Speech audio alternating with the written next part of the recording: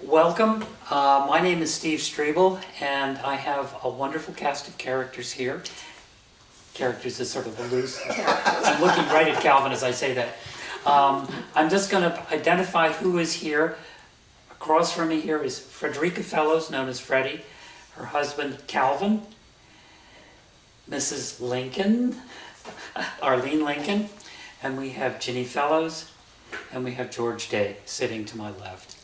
Now, I should say immediately that I'm the new kid. I may look a little bit like some of these guys, but I didn't move to Warwick until the early 1970s. So I'm going to learn stuff tonight, and I may contribute a tiny bit, but it's these guys that we're looking to. What we've done is we've thrown out a couple of sort of general categories that we're going to speak to, not speak to, but get a sense of what the personal reactions were to them. And I think the first one we're going to start with, and we talked a little about this a while ago, is the 1938 hurricane, and whether anybody here has memories, either here in Warwick or where they live, but everybody here lived in the area. So. I lived in Coleraine. Okay. Oh, they've all been introduced. Everybody's been introduced. Right. I lived in Warwick. Is that what you want us to do? No, I want your reactions to wherever you were the 1938 hurricane. I was almost 2 years old, maybe within a few days. So I don't really remember, only stories that were told. And my mother was at Moore's Pond staying in a camp with 3 little children. My brother was about 6 months old, and I was about 2, and my sister around 4.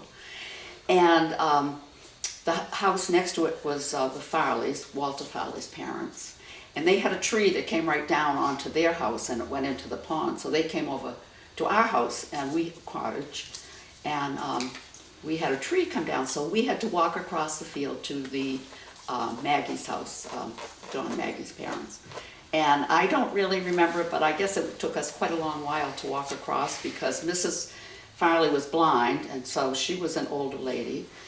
Anna Farley was pregnant with her son, with Walter Farley, and then there was the grandfather, and then my mother with the 3 little children, so it was quite a trek across there. But I love weather, my brother loves weather, my sister did. We love just to be out in weather, and I think that it kind of maybe imprinted on us the love of weather. So that's not a direct memory, but what I was told. Freddie, that's what we're kind of looking for. Impressions, what it was like to be alive during that event. Yeah. Calvin? Go ahead, Calvin. I was living in Chase Road, Chase Farm at that time. And yeah, we had several big maples on our lawn that came down.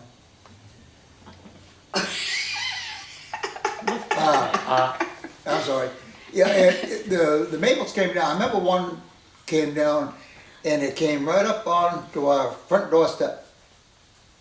And I remember my sister and my brother going out with an axe and saw to hew the thing apart.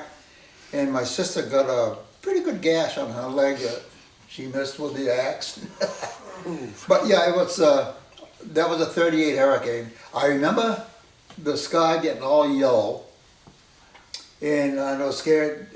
At the time, I was 7 years old. It scared the pajamas out of me. I didn't know what the heck that was. But that was all I can think of the 38 hurricane. Sure, well, Arline. I lived in Orange when the hurricane of 38, I was 6 years old.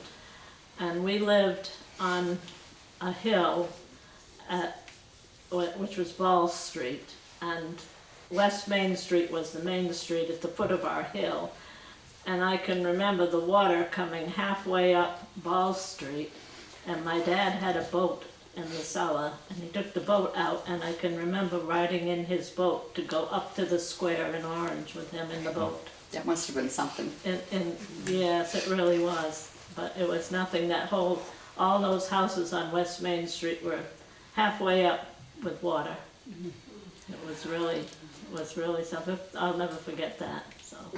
I think just a quick one I'm gonna add here. Must have been scary. No, it was fun. My dad was the kind that when a thunder shower came along and my sisters and brothers would run and hide, and I was always the one that he'd say, come and sit on the porch, and we'd sit on the porch and he'd tell us about it.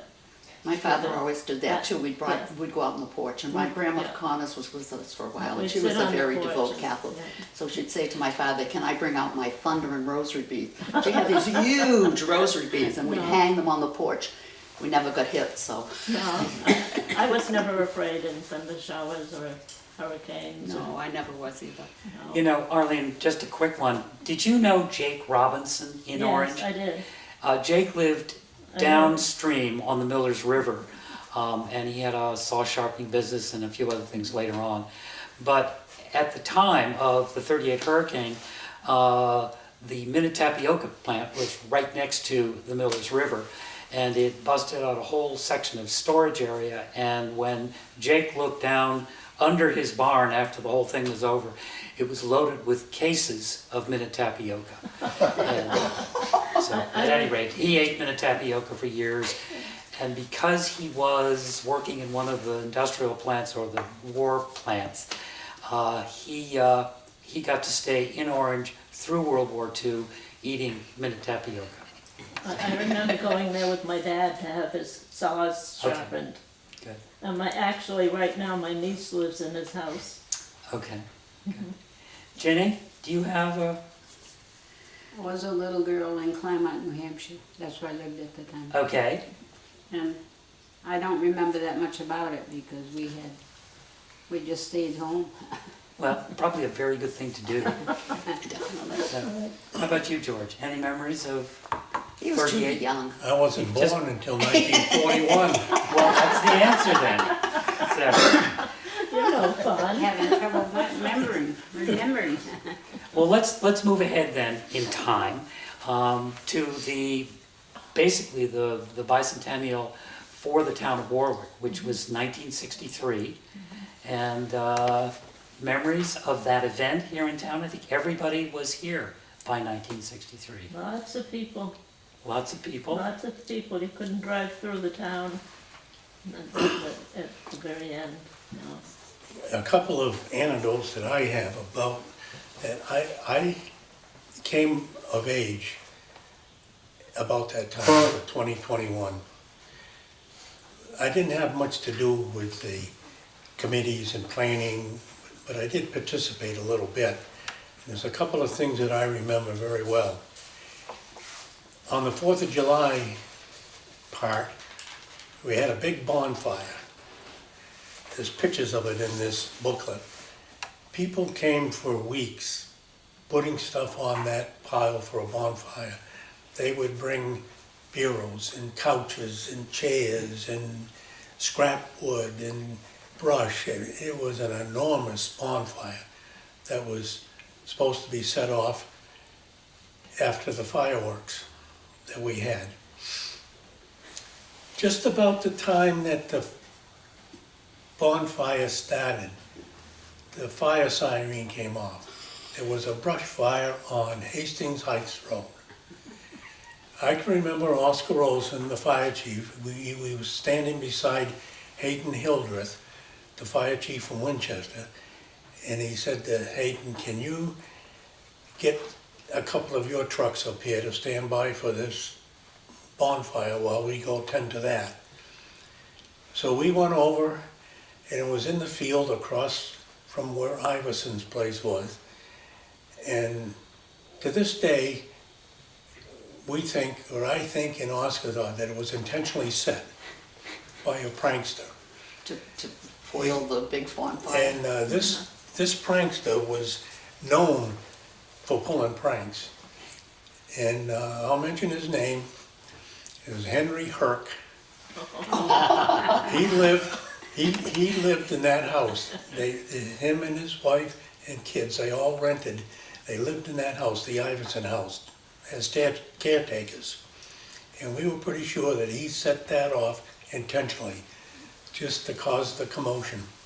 You probably did. You had no idea. The other thing that I can remember is on Labor Day when we had the big parade. Oscar Olson was in charge of setting up the parade at the cemetery area. And we were gonna have the Warwick fire trucks be at the end of the parade. And I was designated to drive one of them. But he wanted me to wait until the parade was ready to start before I drove the truck up there. And he was gonna ride down on the, in the cab of the truck or on the back of the truck, I can't remember what. But when I drove up there with the truck, I said to Oscar, I said, I looked down from the school and the church down to the center of town, and I'll bet you there's over 10,000 people down there. And he said, you know, in a nice way, he said, horse feathers. Yeah. It probably was, I don't know what the count was, but it was But anyway, well attended, that's for Oh, it sure. was a lot. he got on the truck and we came down and we come up with the top of the hill there by the church in the school. You should have seen his jaw drop when he looked down and saw the crowd that was on both sides of the road from the store down to Mount Grace Field. I'll bet you the people were 10 deep on each side of the road. It was really quite Probably quite the a thing. biggest crowd that's ever been in Warwick at one time. I probably don't really remember as much as I should. My father was chairman of the Old Home Day Committee. And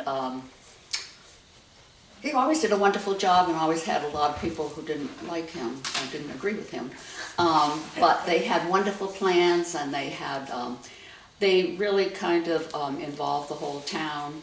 There was a committee that went around, this would be a tricky job, I wouldn't want it, but went around to the houses in the center of town and said, now if you're thinking about painting your house, maybe you might want to paint it this year. Maybe clean your yard up a little bit, maybe plant some flowers. And so whoever had that job had to go around the center of town and ask people to kind of beautify their homes. And I think that they did, the town looked beautiful. And so everybody, he tried to get all the people who were, you know, really kind of influential in town to head the different committees and to get people to work with them. And they had a lot of plans and worked very, very hard. They all worked very hard.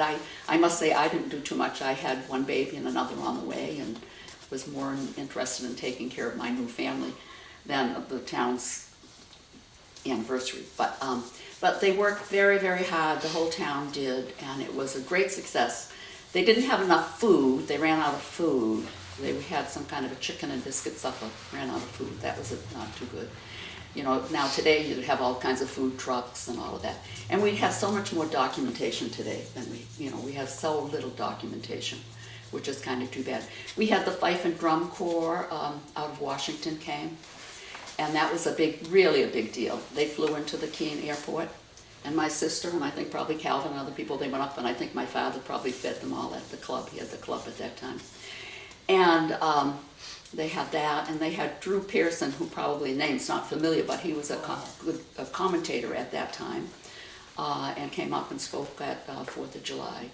And so they had a lot of celebrations like George said.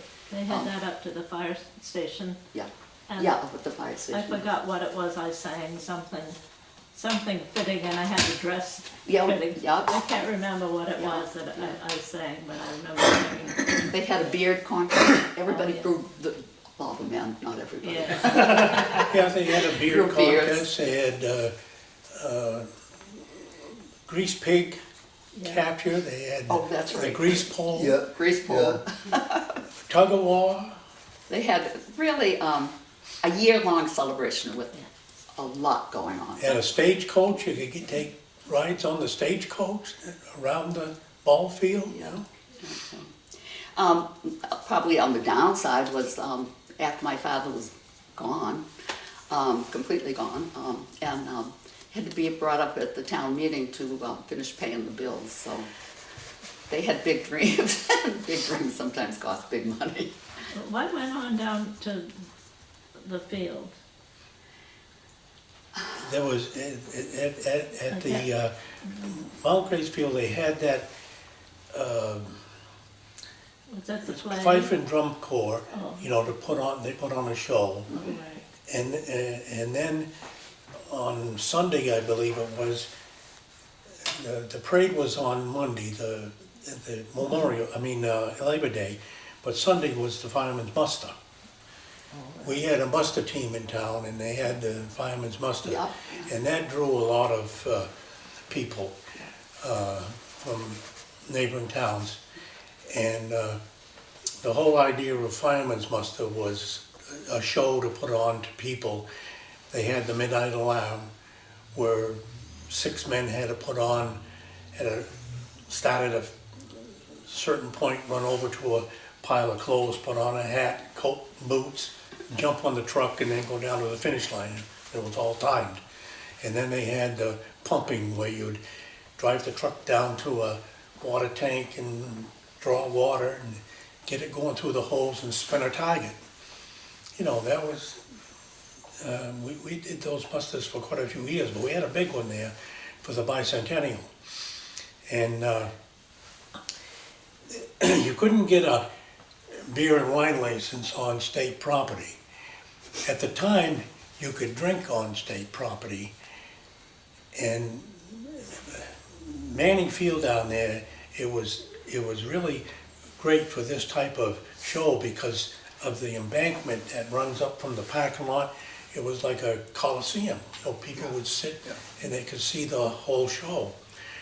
But the beer concession was across the street at Dick and Arlene's house. It wasn't at our house, I can remember that, Yeah. and also the parking. And They parked in our field was full of cars. Yeah, and you know, these guys that were in this fife and drum corps from Washington DC, they didn't have any problem drinking beer. What I remember was there was a policeman, we had policemen from all over helping us. There was one that came from, I believe he was from Millis Falls, and he came to the door at my house, and he said, "Maybe you can help me." And I said, "What's the matter?" He said, "I just bent over and split my pants." And I said, "Oh my gosh." So I said, "Go in the bathroom and take them off," and I just sew them. So he went into the bathroom and he took his clothes off. Then he handed out his pants and I stitched them up on the machine and gave them back. And he went out and he was happy as could be. I do remember that. I remember the field, our fields were full of cars. And the town charged for parking there. And I can remember Betty Earle was our town treasurer, and she came right around to find out how much money was there, and she collected every single dime that was collected. Oh, that was a big time.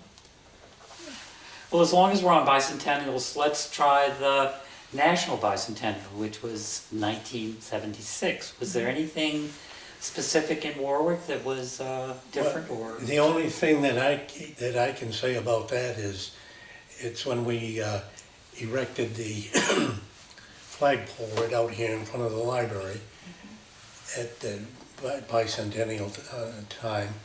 And the only other thing I can remember, I wasn't in it, but we had a pageant that was put on at the stage at Mount Grace Field, Yes. Olson Field. There was- Actually, that was really, and now again, it's too bad that we didn't have what we have right here to film it, because there's so little of it, and it really was quite a hit, I would say, George, wouldn't you? Right, I yeah. remember that. Yeah. We had that. Yeah, you made clothes, Jenny, I made clothes, and Yeah. They had that stage, and the actors put on the pageant, and people brought their own lawn chairs, and they sat out in the bowl to watch it. It was at night, it had to be under the lights, and there was a guy that had stage lights that he set up, and had a sound system. It was pretty neat, from what I can remember. I was not a participant in the pageant, but were you, Colin? quite a few people quite a few people from town were. Well, who wrote that? Somebody wrote that. I made George- rules for it. George Foote. George Foote, That's right, Yeah, George George Foote. Foote. Wasn't that was he from wrote town. the He play wrote the play. with the help of Charles Morse. Yeah, with the town history, yeah. Yeah, and different people from town took the part of different people that were in the play, like Lemuel Hedge, the pastor, and Revolutionary Soldiers. I think Ray Barber was one of them, and Dana Tandy, he was in it, and you know, Yeah, and they- our 4 children were in it, you know. yeah, it was Yeah, we also had I don't know whether it was a dinner dance, but we had a dance in costume, people dressed up and they Yeah. had a dance at the Yes, town we had hall. a dance. Yeah, and I think Calvin, your mother won a prize for one of the best costumes. that was at the town bicentennial. That was at the town hall? Yeah, yeah. Town That was bicentennial. Was that the town bicentennial? Yeah, not It could, the- it could very well be. This pageant was Yeah. at the Yeah. country's bicentennial. Oh, the country, yeah, Yeah. yeah. Yeah, maybe we just did the play, that was all, I guess, maybe. That was a big thing. George worked on that for quite a while to get that ready. On a somewhat, well, definitely darker side, November 22nd, 1963 was the day that the president was assassinated in Dallas. And I'm just kind of curious as to how people in town responded. I mean, we all responded if we were around, but whether there was, I don't know. It's kind of unbelievable. It that- was Yeah. unbelievable. Unbelievable, I mean, you know, the assassination of the president, it didn't matter whether you voted for him or not, he was your president. That wouldn't make any difference. I can remember I was sitting on the couch folding diapers and watching either As the World Turns or Days of Our Lives, one of those shows, I don't know. That was my kind of quiet time, and I do remember they broke in, and it was really just unbelievable, and let's hope we never have to live through that, something like that again. Absolutely. I think along those lines, I'll ask Calvin, where were you when you got the news that the president had been assassinated? I was working at Rodney Hunt. And what were you doing? I was a pattern maker, Okay. yeah. No, you say something, I'm astounded Ginny? when I talk to Right. people. And they're Charlie Wasilewski came around the corner in a room and he said the president's just been shot. And I mean, the place, all the machines, everything shut off and everybody just stood there dumbfounded. I was working at Rodney Hunt's at the same time. Before I went into the office, I worked out in the sluice gate assembly area. And I can remember somebody coming around and making that announcement there in the machine shop where I worked. Arlene, do you have, specifically, where were you when you got the news? Actually, I can remember I was in my living room watching TV. I had just watched the news. It was somewhere around 1, a little after 1, I think it was, that it was on. And I had, at that time, there was no tech school, there was the vocational school in Greenfield. And we had a half a dozen kids, and I drove the bus for the kids. And I had to leave, and it came on a television, and I didn't want to leave because I wanted to stand there and listen to the news. But I drove to Greenfield, and when I forgot the boys that I had in my car, but I told them, and some of them cried. I can remember that, so. it's Wow. very- I just have to say, when the question comes up, I think anybody who was alive then and was thinking about stuff at all know exactly. Calvin, you had to think a second, but you knew exactly where you were and what you were doing. You know, how about you, Ginny? I was working at the Irving paper mill. Wow, do you remember exactly what you were doing? Or who came around and tell you? Something with paper towels, the rolled towels. I never knew what that. No, it's just one of those Yeah, events right. that has, They just came out of the machine into a long bar and I had to, and the machine was shut down very shortly after that? as far as I remember, I just, you know, kind of, I'm getting old and forgetful. It happens, I'm told. So, I don't know, that's just one of those questions. And I have another one sort of along those lines. 9/11, we talked just briefly earlier about that. It's one of those events, and it certainly unfolded over a longer period of time. But do people have memories of where they were and how it hit them? Last have, I guess we'll go this way. Sure. That was my first day that I wasn't working. I had retired a year earlier from North Hill Mount Hermon, but I went back to work for a year in different offices. And I had always worked in the summer particularly. And so it was my first day that I was really retired. And I was sitting watching the early news. Calvin was out taking a walk, he had been retired. And you saw that first plane and you thought, well, you know, a plane just, and then the second one. So I went to the door and I said to Calvin, something terrible has happened. I said, not to our family, but something terrible. It was, again, like the president, you know, and you just, probably like people when they had the bombing of Pearl Harbor, they probably the same. You just can't imagine that your country is being attacked. And we had to go someplace the next weekend, and when you were along, almost every house you went by had the American flag up. Mm-hmm. People really just were so much together, and to have your home invaded was, and attacked was terrible. Cal? Do you have I don't remember that day specifically. I think I took all the worry. Yeah, she was, like Freddie said, I do, when I had retired, I was doing a lot of walking then. And when I came back, she told me about that. And it took me a few minutes for that thing to settle in and what the hell is going on here. Yeah. Yeah. And again, as we mentioned earlier, it unfolded as the day went on. Yeah. This is just a freak Yeah. accident or, Yep. and then it got more and more ominous as other places were involved. Arline? I remember I was ironing. I had retired and I was ironing, and my daughter was the secretary to the superintendent of schools in Northfield. And the phone rang and it was Debbie. And what's she doing calling me this time of day? She said, "Are you all right?" And I said, "What do you mean, am I all right?" And she said, "Didn't you hear the news?" I said, "No, the television wasn't on." And she told me what had happened. They had heard it in the superintendent's office, and that's how I found out about it. Right, right. But it just shook me. I just couldn't believe that it happened, you know, that it took her calling me to get me figure out what I was doing. But no, it wasn't a good time. Ginny, any? Irving Paper Mill, I was working. Ginny, weren't you on vacation in the vineyard or something, Martha's Vineyard, when you heard that news?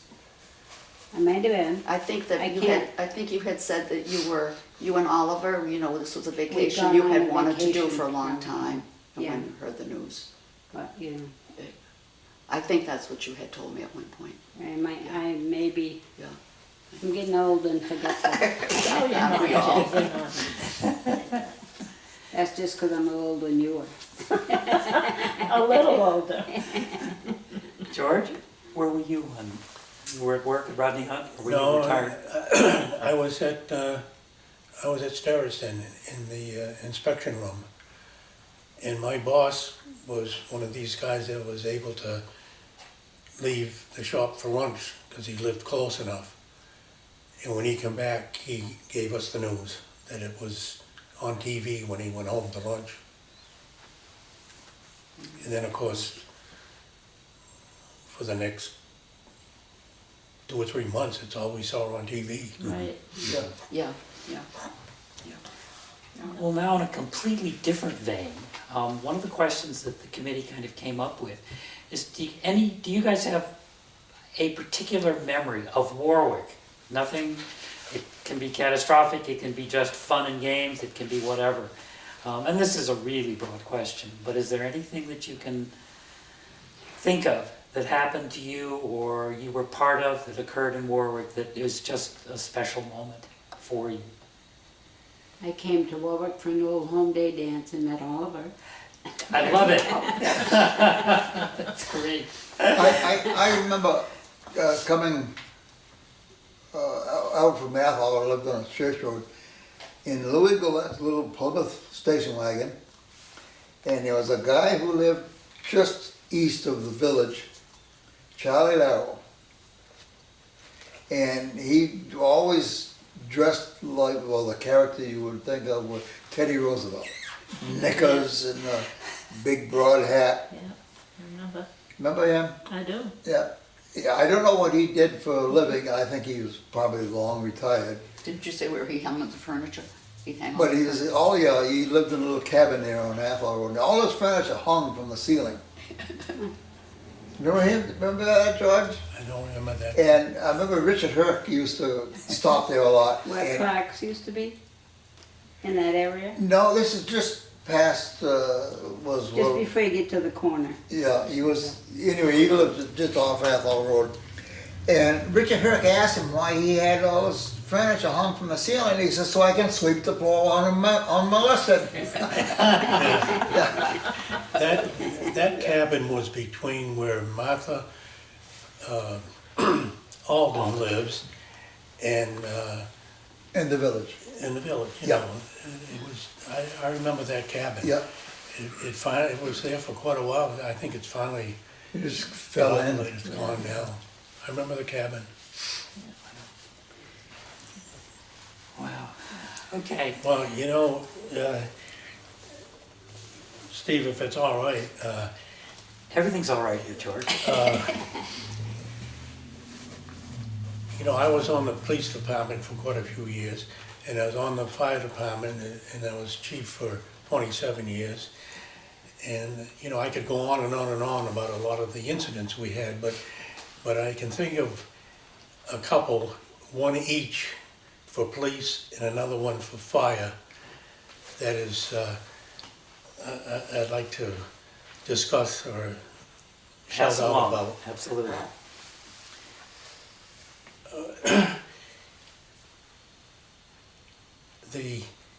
We got a report from a rabbit hunter. He was walking through the woods up on Beach Hill Road, right at where the Thompson Road turned to the left and went over towards North Orange. He was walking through the woods and he'd come across a big pile of beer and booze, a big bunch of it. And of course it was turned into Charlie Lincoln, you know. And what we decided to do was stake it out to see if whoever put it there would come back. Come to find out it came from the Farley package store.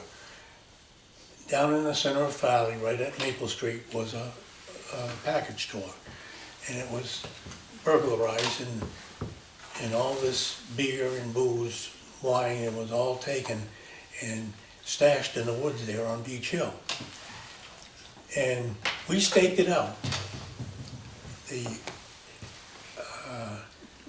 Irving Police Department sent up some guys, and we took turns watching it 24 hours. And eventually, after a couple of weeks, we give up. We figured, one, somebody couldn't keep their mouth shut that knew about it, that we were watching, and the perpetrators caught wind and they decided not to come back and get any of it. So is it still there? Or they forgot where they had put it. I go along with number one. I think they got word that it was being watched. And after a couple of weeks, the owners of the package store came up and picked it all up to take care of it. And I can remember when they pulled away, they did give us all a six-pack of beer or a bottle of booze or something for the time that we put in watching it. You have any ideas who it was? Never heard anything. You know, a lot of times over the years, you know, rumors or word gets out about, but I never heard a word about who the culprits were. And with the fire department,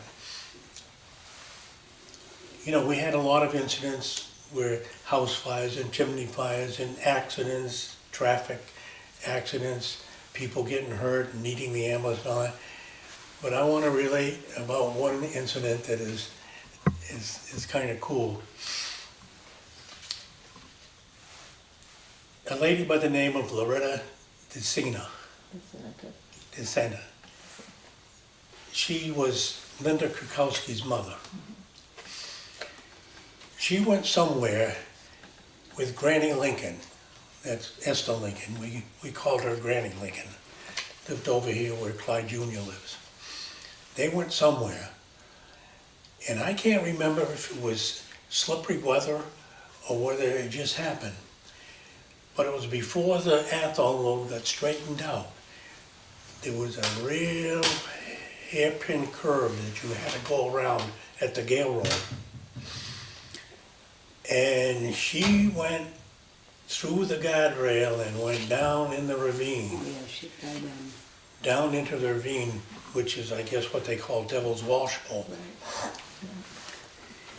Well, she was able to get out of the car and crawl up the best she could to the edge of the road and hail down a car to get help. But Granny was still down in the car in the ravine. We had a Stokes stretcher, you know, it's one of them basket type stretchers. We had it up at the fire station.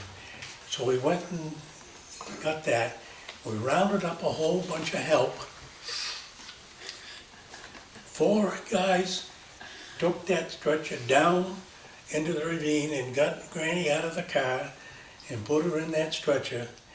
And then we tied a rope to the stretcher, and a whole bunch of guys stood up in the road pulling. And had to pull the stretcher with her in it, plus the 4 guys holding on to the stretcher. They had to pull it up over the edge. And we did this all with our own manpower and didn't have a helicopter. And we got her out of there. And how was Esther through And I all that? remember that. Yeah. I she remember was- occasionally. Nobody got hurt. And she You know, I was, mean, Did I she- think She Loretta laughed about had it. some did. scratches from, you know, crawling up over it, because she had to pull herself up the, there's a steep ravine down oh in yeah, there. Right. oh yeah. And she had, but I don't think there was any hospitalization or anything that I can remember. Did Esther think it was a great adventure? I bet she did. I'll bet you did. She actually she thought did. it was funny. Yeah. I bet she did, yeah. She did. That's great. And another fire incident that I can think of, per se, you know, at Charlie Lincoln and Betsy lived in the house up on the other side of the ball field where Doc lives now. And every Christmas time, Howard Anderson used to put up Christmas lights around the doors of the fire station. And they were red, of course. They always had these red lights around the doors of the fire station. One night, Charlie was looking out the window from the house, and he could see red glowing. And he says, "Hey, I didn't think they left the lights up this long." He could see the reflection in the windows of the school. So he went down to investigate. Lo and behold, he went into the fire station, and the tanker truck was on fire. There was a fire under the dashboard of the tanker truck, and it was flaming up there, and that's what he saw as a reflection. So he saved the day. Lucky that he saw that. He grabbed the fire extinguisher and When put was out. that, George? When was that? That had to be before I was chief. Oscar was still chief, so it had to be in the 60s. Yeah, we would have been where we are now, because we moved in It our had to house be in in the 62. 60s. Yeah. Nothing was ever said much about it, you know.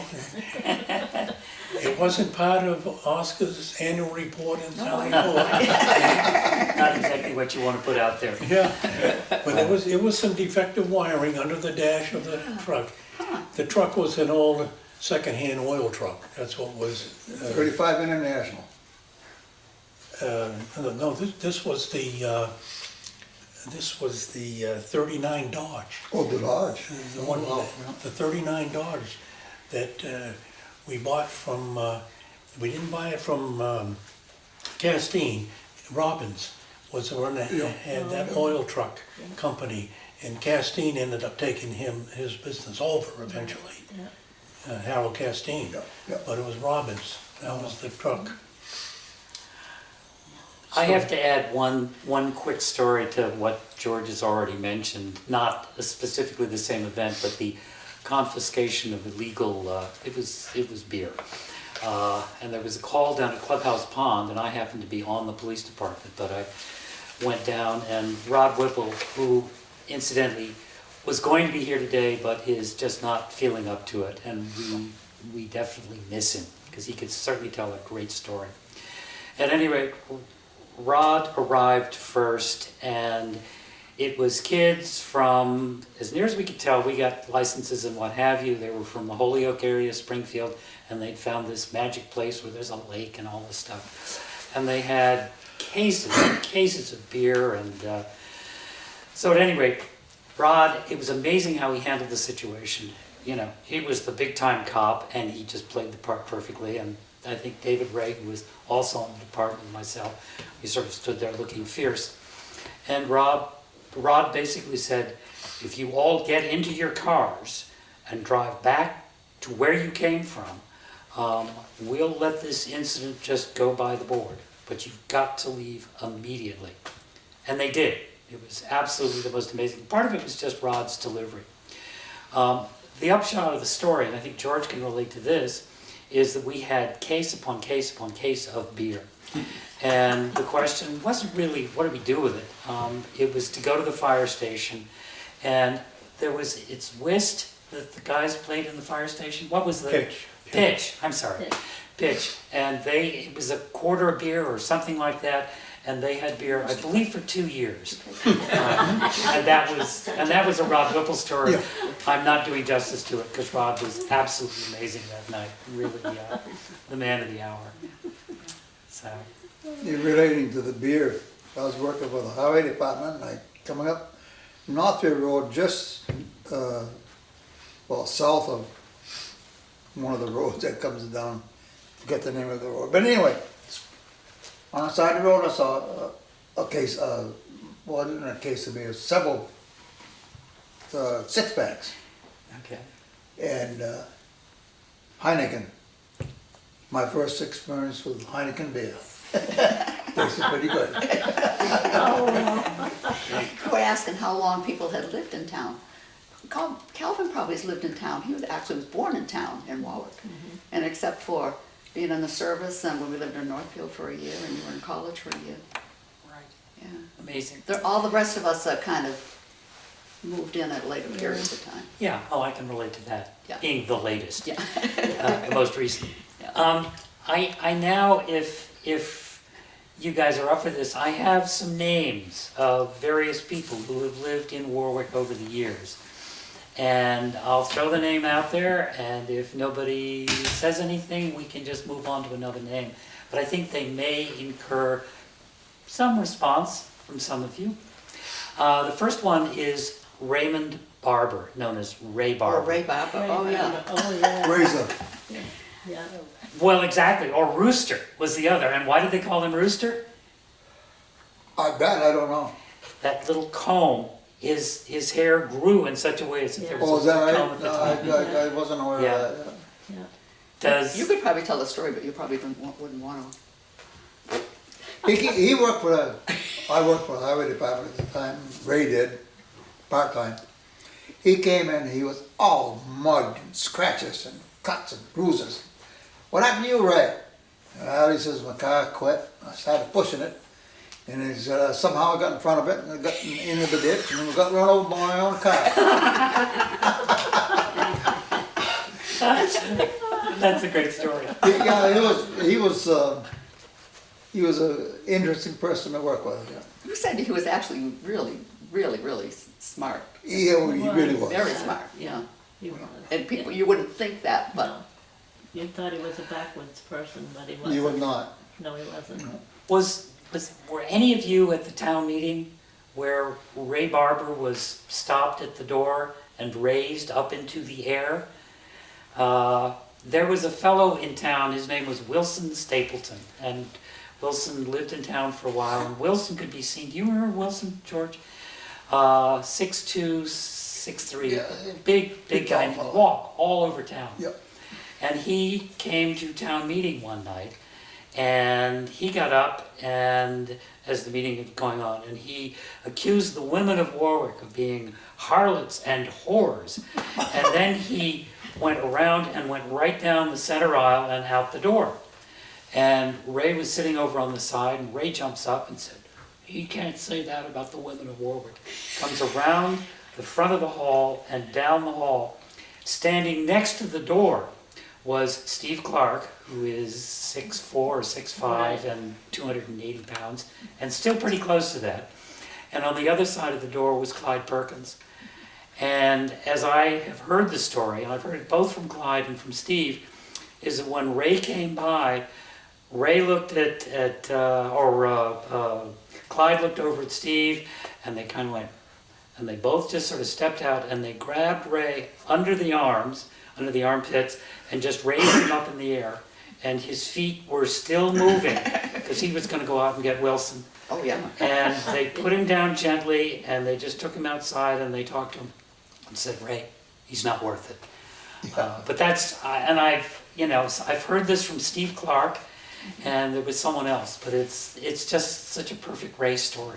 Amazing guy. If you talk about town meetings, oh my golly, they used to be really fun. Yeah. They're not fun anymore. Well, we may get to that. I don't go. I won't. Okay. No. Yeah. I was going to say you had Ralph Holbrook and you had Charlie Morse. Yeah. and they would be there. And I don't care. I think that they might agree on something, but at town meeting they disagreed, No. and they would get up and they would talk about, which they don't do anymore. They didn't They'd get- talk, they ranted. well, Yeah. whatever, about why you should vote for it or you shouldn't vote for it. And then you really got both sides of the issue, and you don't have that anymore at all. Town meetings now are very boring. They used to be really quite fun. I can't remember what the issue was, but they were having a big discussion over some issue, pro and con. And if you want to, with Ray Barber, I can remember him getting up and saying, "Well, I'm gonna vote against it because I think it's a crock of shit." Yeah. Remember that, George? You just never knew what would happen at town meeting. Now you know it. It's very boring. Honest opinions. Yeah. Yeah, absolutely. And Ray was great at And that. people He really was. didn't mind saying what they felt.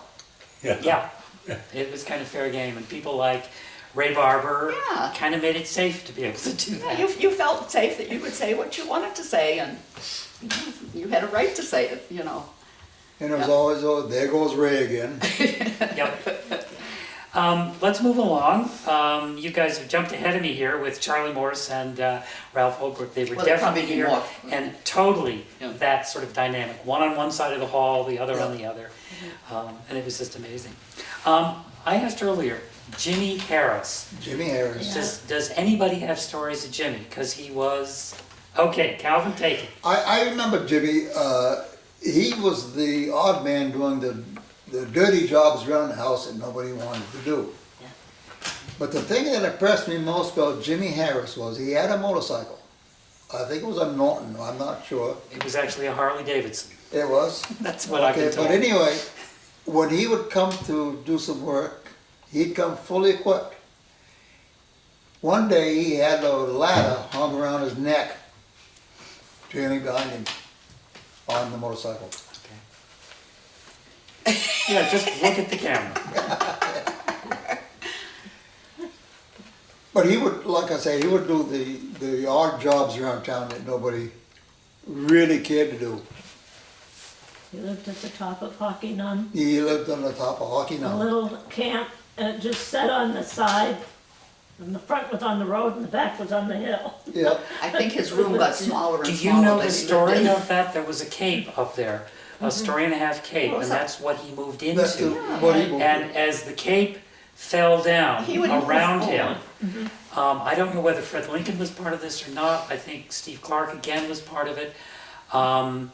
They dragged basically a logging shed, which was on skids, and they dragged it up there with a skidder and parked it in his dooryard and went in and moved him out of his house into that. Right, yeah, And Nice. Arlene? yeah. I Yeah. remember that. Yeah, that's nice, yeah. I remember the house that he was living in.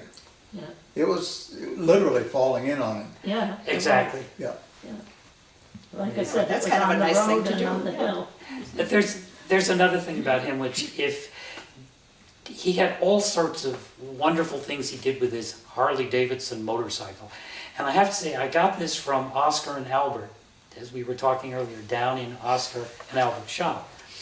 And apparently, Jimmy had this story that he would tell people about. He would take a saw that he used to do cordwood, and he would mount it on his Harley Davidson motorcycle. And he would take it down to Moore's Pond, and he would drive very carefully across the pond, move the bike over, and drive right back. And he would cut ice with this wheel on the back of the Harley Davidson motorcycle. It was part of the... And as I was being told this story, and I'm sort of listening, and Albert was telling the story, and Oscar, Fred, and whoever else was there, they were all staring at me, waiting for me to finally say, wait a sec, this couldn't happen. And the fact is that it really couldn't, the way he described it. But it's just an incredible story about this. And you knew him. I had never met the man, just heard He stories. Funny little man. Once you met him, you never forgot him. Okay. He was, but there was something about him that I can't pinpoint about his persona, except that he was a character. Yep. Wow. Okay, moving along with our name game here. I have Arthur Bowers on the list here, and I also have and Sons. And I'm sure that probably everybody has a number of stories. You lived up near Arthur, well, actually, was he living there when you? Oh, yeah. Okay. He lived on Used to at the live. Four Corners, Yeah, Mayo's Four Corners. but he lived right here where He lived Phyllis right lived. across the street. Yeah. Yeah, Phyllis grew up lived there. where he grew up. Okay. He was a somewhat farmer. Yeah. You know, he would do well in all kinds of things. Okay. I'm sure. I think Lenny told the wonderful story when there was the forestry camp escapes. You recall that? Basically, Brother and John, his two sons, were in the dooryard, and they had just butchered probably a cow. And it was strung up, they were bleeding it. And these two fellows who were from the city, probably Boston somewhere, and they had gotten lost. And I don't know whether George knows this or not, but it was Lenny Crossman, who was a state policeman. And Lenny had just turned the corner as these two guys came out of the bushes, and they saw this scene of this cow being bled and all of this sort of stuff, and they saw Lenny. And Lenny told the story, and it just brought the house down. And they looked at that, they looked at Lenny, and they just kind of went like this and marched toward the cruiser. Please, take us back. What they managed They to thought do they'd was be hung up next. head out to the, well, I think that was it, because Brother with his knife had turned, what's this all about, and was kind of walking toward him with blood all over. And Brother was an amazingly wonderful human being. I really enjoyed Brother, but at any rate. I'm surprised that there aren't more, Young Arthur was a nice young boy. He really was. absolutely. When, like I told you, I drove the school bus with the kids to go to the Volk school when there was no tech school. Arthur was a little backwards, and Mr. Turner, the superintendent of schools, one Sunday afternoon came to my house and said he had a boy that he'd like to put into special needs, he said, but he has to go to Greenfield. He said, could you take him with you? And I said, sure. So I took Arthur he went for a while with me to Greenfield, to the special needs. He got into machine shop, and he just loved working with machine shops. And he was, I have two stories about Arthur. This one, he loved his working in the machine shop, and when he turned 16, the end of May, and his father called me on a Sunday night and said, Arthur won't be going to school anymore. And I said, why not? He said, gonna get that stuff out of his head, and he said he's gonna run this farm. And I said, but he'll be graduating, in a short while. And I really argued with his father, and I said, it's not fair. He loved going to machine shop. He said, he doesn't need machine shop, he needs to work on the farm. And he pulled him out of school just like that. But another thing I have to tell you about Arthur was, there was another boy when Arthur was riding with me that teased him all the time. And Arthur was very quiet, and he'd just sit there, never made a noise. He was a nice young man. And he was being teased by this Denny, I forgot what his name was, Stoll, I think it was a Stoll boy. And he was just teasing Arthur, and Arthur just sat there and he never said a word. And all of a sudden, Denny did something that Arthur didn't like, and Arthur just looked at him and picked up his hand and went right into his nose. Wow. There was blood all over the car. And Arthur looked at me and I said, it's all right, Arthur, he needed it. He had it coming. Good for you, Arline. I did. I never said a word. I said, no. I felt so sorry because the kids teased Arthur all the time. Yeah. And it was just, I was so angry with his father when he pulled him out of school. I don't think you were alone on that one. No. But, Well, George, have you got a Arthur Bowers or brother or John? I prefer not to say anything. Well, No, I mean, some of them are incredibly funny. no. Some of them. I prefer not to say a thing. Okay. Well, the next person on my list. Well, the next person was going to be Charlie Morse, and Charlie was just an amazing guy. I don't know whether anybody has particular stories about Charlie, but I mean, he's the guy that was always working. Charlie Morse, incidentally, did the history of Warwick and was the town historian for a He great really many was years. a town historian, there's no doubt about that, Yeah. yeah. Sometimes, history can always be slanted a little bit, but, A little subjective. but he certainly knew more about the town than probably anybody else in the town. There's no doubt about that. Wow. Maybe some interpretations might be different from person to person, but But But that's kind of what history is all that's history. about. Yeah, And that's why exactly. you like to Exactly. read a number of exactly. takes on any particular event. Yeah. Well, following Charlie, I'm gonna just pull Ralph Holbrook out again. Does anybody have a Ralph Holbrook story? Ralph Holbrook was a tough guy. I don't know. yeah, Uncle Ralph was my husband's uncle. Yep. He wasn't around much, No. He, wasn't. he was instrumental in starting the Warwick Boys Club. Yeah. Okay.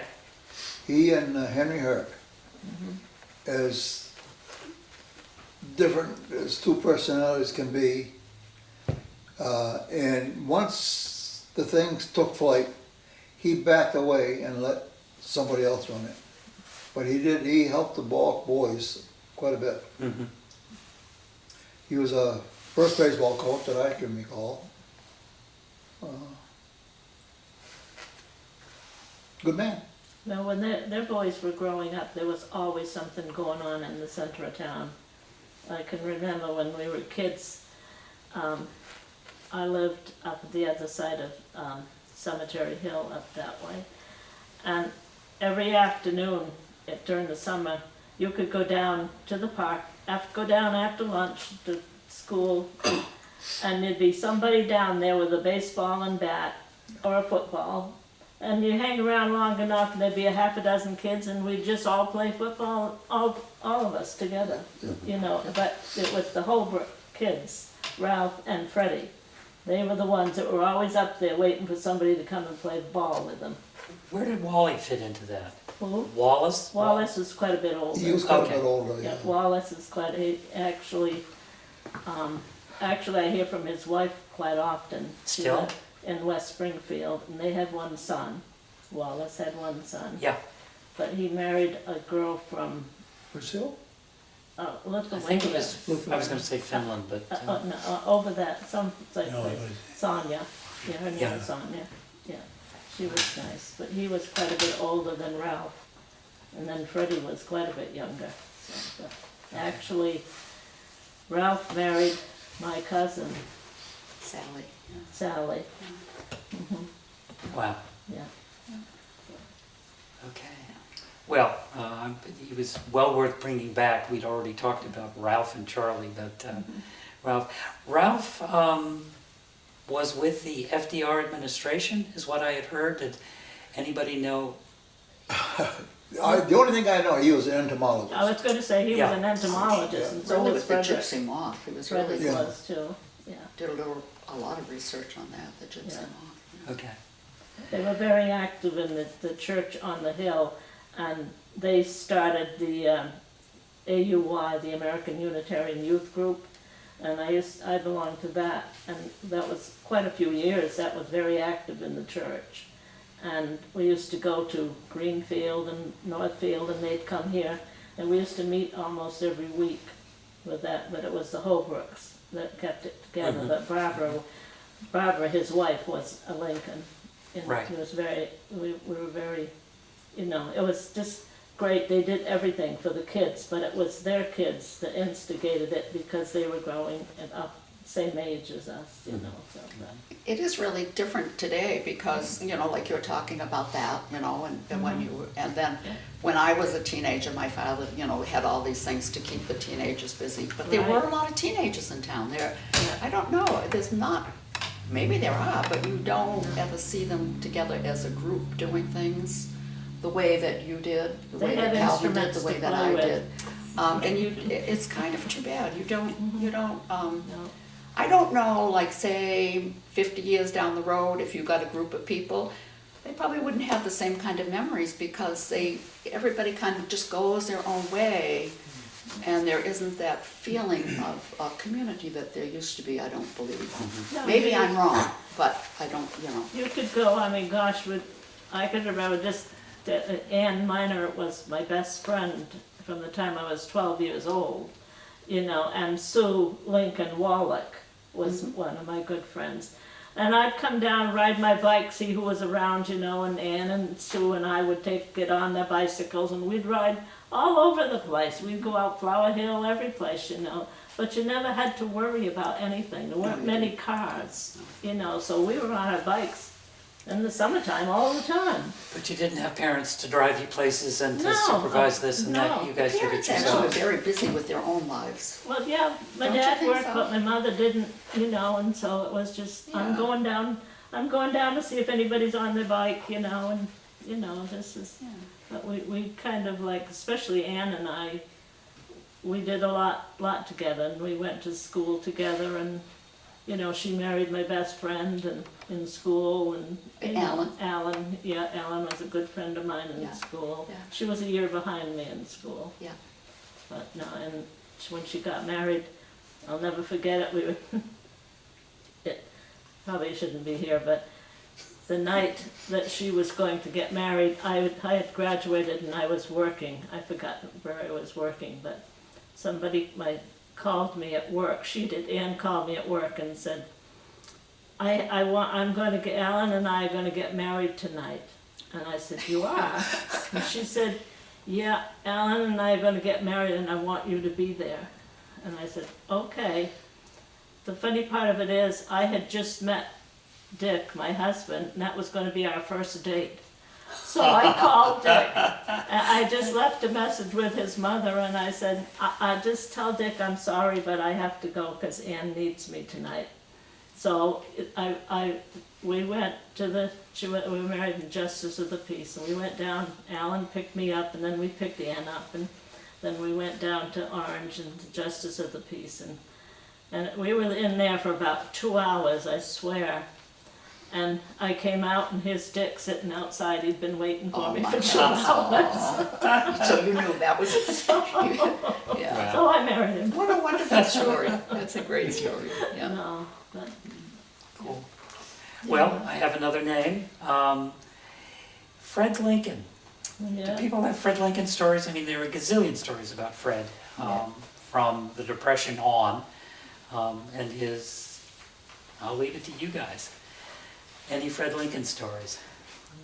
I do. Just one that I could think of, the town had a V-plow, and we didn't use it, put it up for sale. And I remember Fred in the back of the hall saying, the damn fool's gonna let it go. He got up and he bid on it. And he got the bid, and that sat out back of his barn there for many years. And we had a pretty big snowstorm come up, and See all that smoke? Alan Minor was the road boss. And Fred called Alan, he says, come get that plow and use it, you damn fool, you're gonna have to move that snow some way. Amazing. I remember that. Well, that certainly is Fred. Yep, Yeah, no. Fred's businesses, and I don't know, George, whether you relate to any of that. It was probably a little before you. You know, you could write a book on Fred Lincoln. Yeah, you you could, could, yeah. I don't know where to begin, I know him, you know, I mean, he was Dick's uncle. Well, Dick worked for him for, when they were Yes. first married. Yeah, he used to do a lot of welding. He okay. worked over to the blacksmith shop, that was Dick's blacksmith shop, so, you know, those were Sundays, which used to make me angry. But no. Wow. One thing that I remember about Fred that is kind of amazing is, in her later years, Hetty Bill had a stroke. And she couldn't speak or use her hands. Fred stayed home as long as he could and took care of her. He used to hand feed her, and when she had something to say, they had a card on the table with the alphabet, and she would put a pencil in her mouth. And Fred would be there with a pad of paper, taking down the letters to spell out what she was trying to say. That's how they communicated. And I thought that was amazing. yeah. And he stayed home. And you could tell it was taking a toll on him, having to take care of her, rather than put her in a nursing home. You could tell it was taking a toll on him. She eventually passed away, and it was almost like you snapped your fingers. Fred took on a whole new life. Yeah. You know, he was a new man after that happened. And he went on to live to be, what, 98? Yeah, he had his little, what was that little car he had, a little Ford something, like a Jeep thing. Oh, He'd drive down to our house every day. yeah, that was the Every Scout, day. the International Yeah. Scout. Yeah, this guy. I had bought that brand new, that's International Scout. Yeah. He had a full-size, four-wheel drive International pickup, 3/4 ton. And it was getting too big for him to manipulate and get around in. So he talked me into trading. He traded me the full-size pickup for that International Scout. The International pickup was a 1963, but if I remember at the time we traded, it had about 16,000 miles on it. And the Scout was 3 years old. And we traded almost Even. even Steven. But that was the Scout that he drove around with. Yeah, he used to come every day. Yeah. I forgot, Dick had some kind of an operation, and Fred was down to our house every single day. And when we were repairing that, while we had that house, we redid it, we completely remodeled it 3 times, you know, and then we were putting in the pool in the backyard, and we had put in a glass sliding door in the what was the dining room. And Fred came down one day and he looked at that, and Dick said, "Do you like that?" And he said, "Okay, if it was going someplace." And I learned very quickly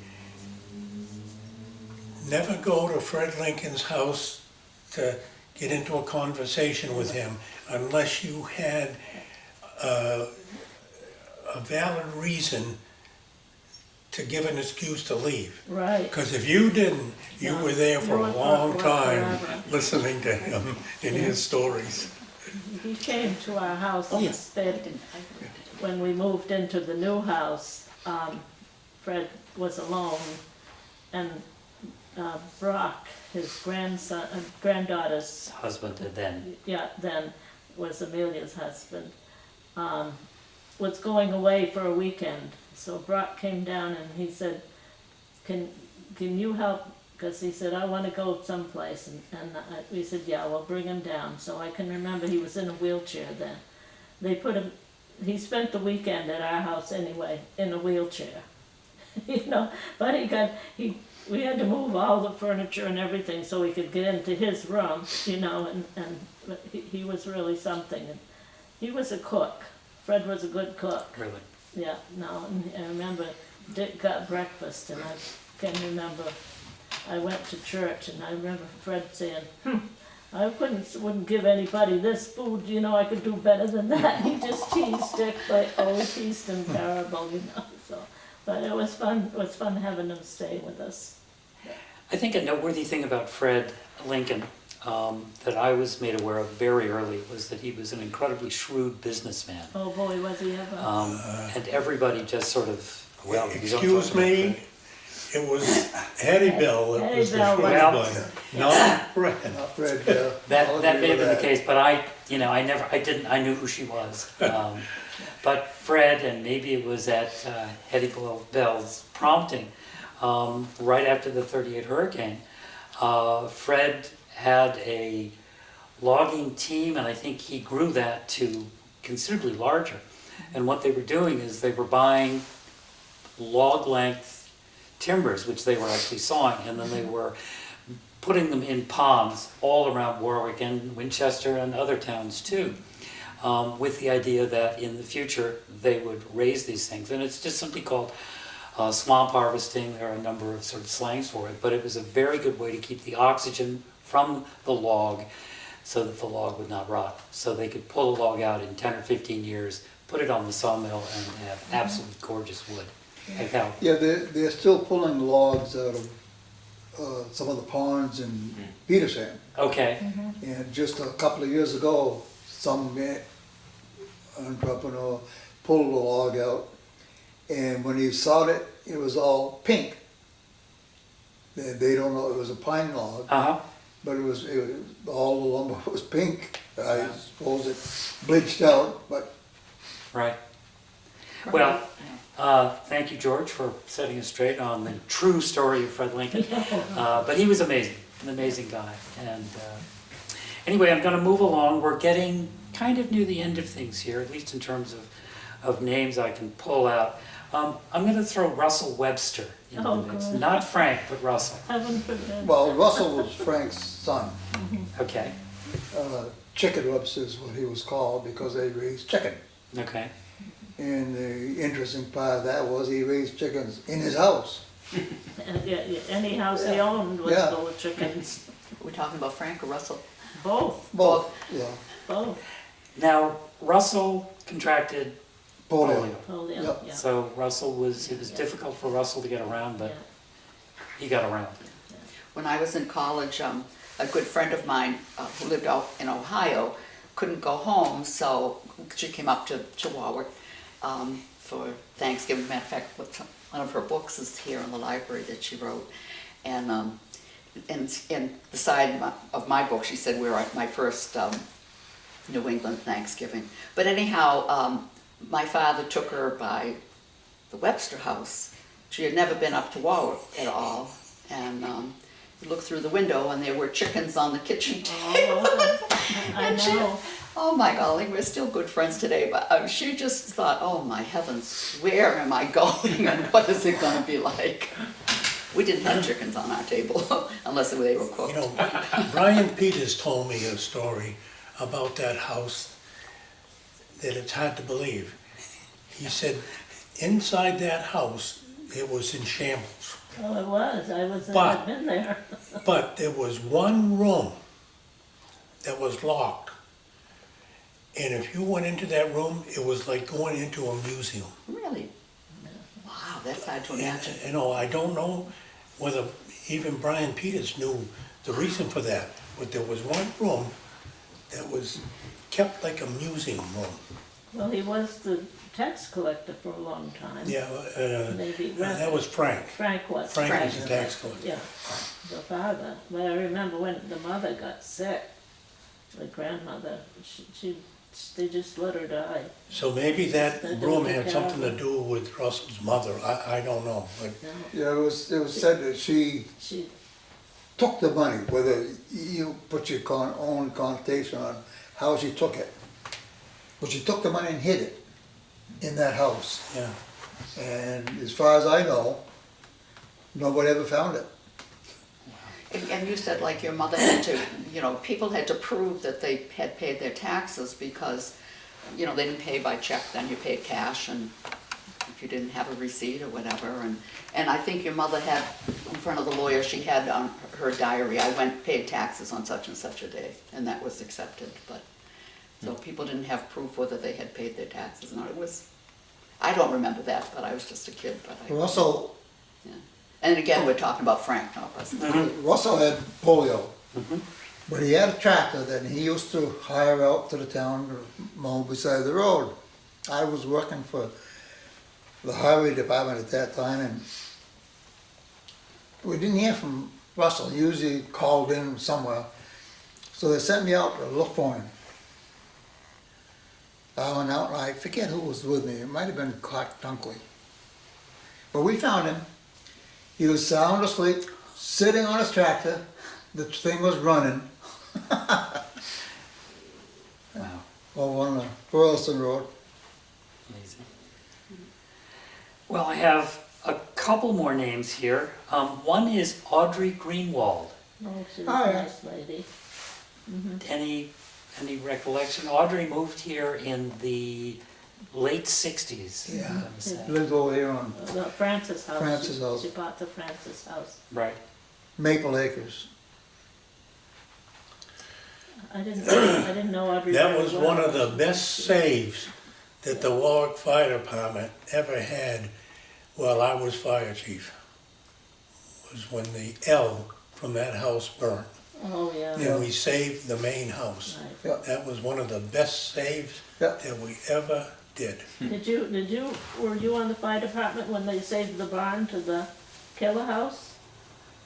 To the, which house? This one right here on the corner of the Northfield Road.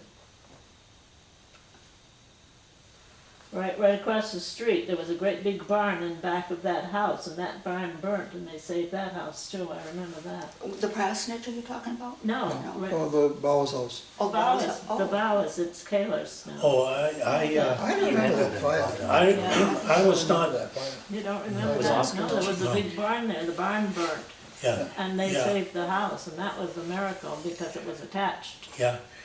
to the house. That was before my time. I remember it. Yeah. I was living in town, but I think it might have been before I joined the fire department. Probably, Yeah, yeah. I remember that. That was a pretty good save Yeah. to keep it from getting into the house. Yeah. But we kept that Yeah, fire the in the L, confined to the L, and finally got it out with the help of surrounding towns coming in as mutual aid. It was attached too, so it's. The only thing I can remember that really sticks out in my mind about the fire department, they had a 35 International truck, fire truck. And I was living at the farm at the time, I was a young fella. And my father unfortunately had a problem with alcohol, and he set the house on fire. And I remember that they were trying to come up Royalston Road, and they call what we call Goulet Hill. It's just before you get up to the top of the hill there. They had to tow the fire truck up the top of the hill so it could come down to where our house was at the time, without burning, because we had put the fire out. But I thought that was pretty remarkable. They had to tow the darn fire truck up the hill to get it on the flat so they could come down to our house. Yep. One of the other tremendous saves of the fire department that I would have loved to have been around when it happened was when the barn on the end of the inn caught fire. Oh, yeah. Yeah. The only thing that the town had for fire equipment was a Model T fire truck that was here at the state building. The town didn't have a fire department, but there was a Model T fire truck at the state building. They got that Model T up here and they sucked water out of Holbrook's well. And they had enough of a stream to keep that fire confined to the barn and not go into the inn itself. To this day, you can go up into the attic of the inn and see the charred beams where they stopped it after Athol and Orange showed up with trucks. But they kept it under control with a Model T fire truck pumping water out of the next door neighbor's well. Oscar telling me that story. Well, I've got one more name. We've already mentioned her. She was the town clerk for years, one Elizabeth Earle. Betty, yeah, Kind of an amazing woman. yeah, she was. Definitely. I can remember when she decided, she called me up one night and she said, Arline, I need a tax collector. I said, why are you calling me? I'm not a tax collector. And she just said, Everdeen Keith was a tax collector at the time, and it was when there was a yearly bill went to the yearly bills, and Everdeen didn't want any part of that. So Betty said, I gotta put somebody on the ballot. She said, you'd be a good tax collector. I said, I don't know anything about tax collector. I did butchers and I wasn't a tax collector. Anyhow, she said, no, I gotta put you on the ballot for a tax collector. So I said, okay, Betty, but we'll see. So I was tax collector for several years. And then when I was still tax collector, Betty got sick. And she was in the hospital up in Keene. And she called me from Keene. And she said, I need a town treasurer. No, she didn't say that. She said, I want you to come and visit me today. And I said, okay, I'll come up today. And Evelyn Fournier was town clerk at the time. And she said, I want you to ask Evelyn to come, and you both come up to see me today. So I said, okay, we'll come up to see you this afternoon, Betty. It was a Sunday, so I called Evelyn, and she said, sure. So we went up there, and she said to me, she said, raise your right hand. And I said, why did she raise my right hand for? And she said, you're now the new town treasurer. And I said, you gotta be kidding. That's how I got in as tax collector and town treasurer. Wow. Both of them, and I was that for many years. But You know, one thing about Betty Earle that I can tell you, they have this big to-do today about you can't carry a firearm in the town hall. oh yeah, Betty Earle was town treasurer. She was treasurer for Don Dairy in Orange. She was treasurer for J.A. Tepper, and she always had a loaded pistol in her purse. Right, right, Yep. right. Everywhere she went. And if you went to her house, it had a big solid wooden door on the front, no windows. You knocked on the door, it would open, and you'd be looking at a Just a pistol. firearm, yep. And it was a nickel plated, I don't know exactly the Yep. make, and it had pearl handles. Yep. I think everybody knew of that. There was a accident or something occurred there, and Clyde Perkins, senior, happened by, and we were about to knock on the door, and he said, let me just caution you all, you will be greeted with yeah. a small weapon, and believe me, it's loaded, which was you know. Richard Herc and I used to do a lot of fishing. And we fished down the brook to the entrance of the pond, Earl's Pond. Mm-hmm. So we're sitting there one morning, the fish lines in the pond, and the voice behind us says, "You guys having any luck? Or you boys?" Looked on, it was Harry. He says, "You know you're not supposed to be on my property fishing?" Well, So he says, "Well," we came down the brook. He said, "I don't care where you came from. Get out of here and don't come back." He did not like people moseying and fishing in his pond. you had to call and ask. Dick used to ice fish over there all the time, but he always had to call and Yeah. ask if he could go. Otherwise, you couldn't go in that pond. An amazing story. Harry was an amazing story because he was a TVA engineer. Yeah, Right. And he had spent all sorts of time in Yeah. Tennessee, I Kentucky. think he down came the up road. to work at Rodney Hunt's, didn't he? He came to work. He came up here to work at Rodney Hunt's. Okay, because at the time they were doing sluice gates and all Oh, kinds of, yeah, right, they were always in the sluice gates, but yeah, he was an engineer, and right. that was his forte. Well, they used to own the house that Ivan owns. Yes, Yeah. right, And well, it the was- post office. It was the post Yeah. office Yeah. when I was a kid. Yeah, Yeah, and then that, where, the end of it where Yeah. Kathy has her studio, that was a little apartment at one point. Yes, it was. Separate from the house. Yeah, yeah. Well, I'm at the end of various names and things. Does anybody here have something you'd like to bring up or talk about? Amos I gotta- Alexander. Amos- Go for it. I mean, Amos was a recluse. He lived over on Kelton Hill off of Royalton Road. which is east of everything. It's Yeah. right along the Royalston Right, border. right, Yeah. so, yeah. He was a World War One gas survivor. Okay.